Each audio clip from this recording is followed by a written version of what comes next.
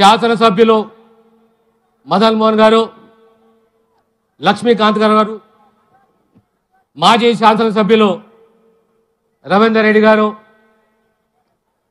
వేదికలు అలంకరించిన కాంగ్రెస్ పుర ప్రముఖులు, ఈ సభకు విచ్చేసిన కాంగ్రెస్ అభిమానులు, మిత్రులారా, మీ అందరికీ సవినయంగా నమస్కరిస్తున్నాను చేతులు జోడించి.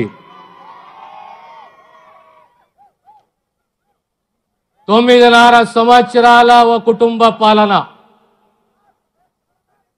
60 సంవత్సరాల తెలంగాణ కళ,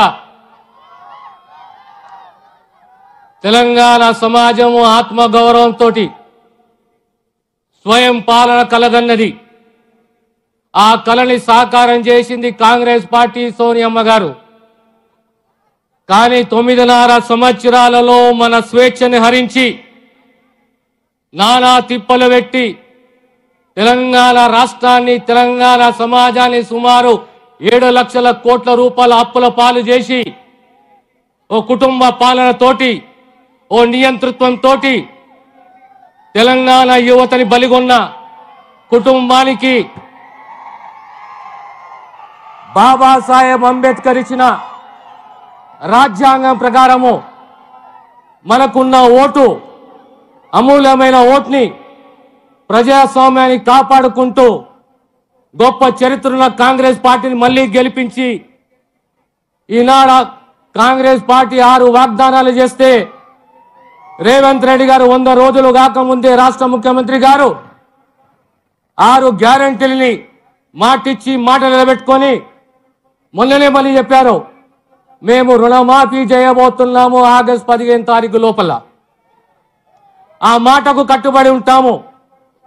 కానీ ప్రజాస్వామ్యంలో అన్నిట్లో ముఖ్యమైనది ఏంటంటే ప్రజాస్వామ్యము, అందులో ఓటు.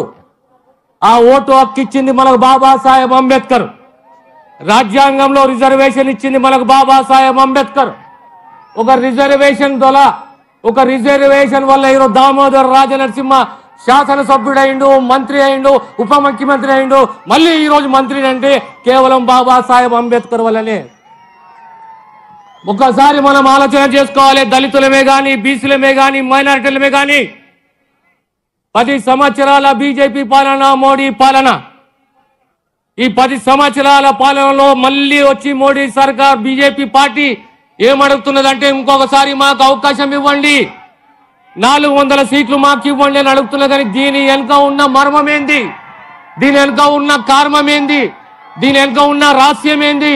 400 సీట్లతోటి ఏం చేయబోతున్నారు అంటే రాజ్యాంగాన్ని మార్చబోతున్నారు. మనకు ఇచ్చిన రిజర్వేషన్ ని రేపు కాలరాయబోతున్నారు అని ఒక్కసారి మీరు ఆలోచన చేయాలి, జాగ్రత్త పడాలి. 75 సంవత్సరాల రిజర్వేషన్ మనకు, 1000 సంవత్సరాలు మనం అనగదొక్కిర్రు. ఈరోజు మళ్ళీ 400 సీట్లు బాబాసాహెబ్ అంబేద్కర్ మనకిచ్చి ఈ 400 సీట్లు ఒకవేళ ఇట్లా బీజేపీ వస్తే రేపు రాజ్యాంగం మారబోతున్నది, మన సమాజం ప్రమాదంలో పడబోతున్న విషయాన్ని సవినయంగా మీకు తెలియజేస్తున్నాను. మనమందరం అప్రమత్తంగా ఉండాలి, జాగ్రత్తగా ఉండాలి. దళితులే కానీ, బీసీలే కానీ, ఓబీసీలే కానీ, మైనారిటీసే కానీ ఈరోజు సమైక్యంగా ఈ దేశాన్ని కాపాడే బాధ్యత మనపై ఉన్నది. కనుక మీ అందరితోటి కోరేది ఒక్కటే, మీరందరూ కూడా ఈరోజు మన నాయకుని ప్రసంగం గురించి వెయిట్ చేస్తున్నారు.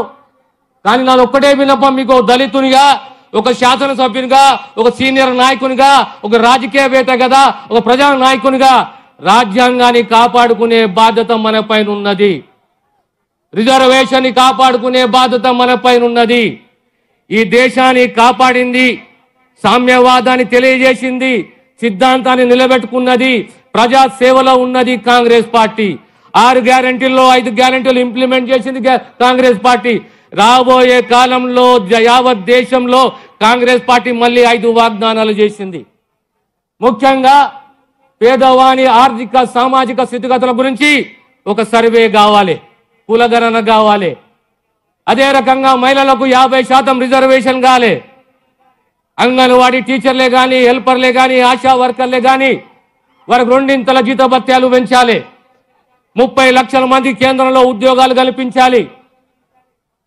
ఈ రాష్ట్రంలో కాంగ్రెస్ పార్టీలో ఇంకా 4 సంవత్సరాలు 8 నెలలే కాదు, రాబోయే 10 సంవత్సరాలు కాంగ్రెస్ పార్టీ పాలన ఉంటుంది మీ ఆశీస్సులతోటి.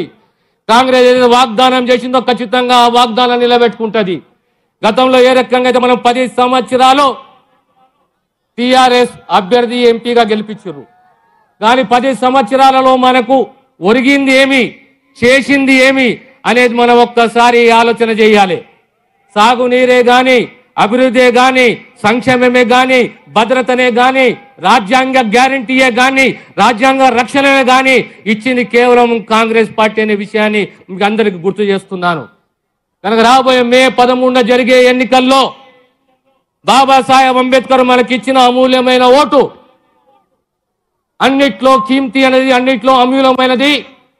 మన భవిష్యత్తు, మన పిల్లల భవిష్యత్తు, మన కుటుంబము, మన గల్లీ, మన గ్రామము, మన ప్రాంతము, మన రాష్ట్రాన్ని కాపాడే బాధ్యత మనపైన ఉన్నది. సంక్షేమాన్ని పేదవానికి అందించాలి, రైతుని కాపాడాలి, రుణమాఫీ చేయాలి, ఉద్యోగ క్యాలెండర్ ప్రకటన చేయాలి. 30,000 ఉద్యోగాలు ఇచ్చినాము, ఇంకా 2 లక్షల ఉద్యోగాలు ఇవ్వాలి. ఇవన్నీ కూడా కాంగ్రెస్ పార్టీ, కాంగ్రెస్ ప్రభుత్వ బాధ్యత. మాటిచ్చి మాట నిలబెట్టుకునే సత్తా, ధైర్యం కాంగ్రెస్ పార్టీకే ఉన్నది దేశంలో. ఈనాడు ప్రజానాయకుడు రేవంత్ రెడ్డి గారు, ఈరోజు మీ వెంబడి ప్రజానాయకుడు రేవంత్ రెడ్డి గారు ఉన్నారు. రేపు రాబోయే 10 సంవత్సరాలు వారి యొక్క నాయకత్వంలో ఖచ్చితంగా ఇచ్చిన వాగ్దానాన్ని నిలబెట్టుకుంటామనే విషయాన్ని సవినయంగా మీకు తెలియజేస్తూ, ఇది అందరి బాధ్యతనే. రాజ్యాంగాన్ని కాపాడే బాధ్యత మనమైదు ఉన్నది. రిజర్వేషన్ కాపాడుకునే బాధ్యత మనమైన ఉన్నది. రిజర్వేషన్ కాపాడుకోవాలి, స్వేచ్ఛని కాపాడుకోవాలి, రాజ్యాంగాన్ని కాపాడుకోవాలంటే చేతి గుర్తుకు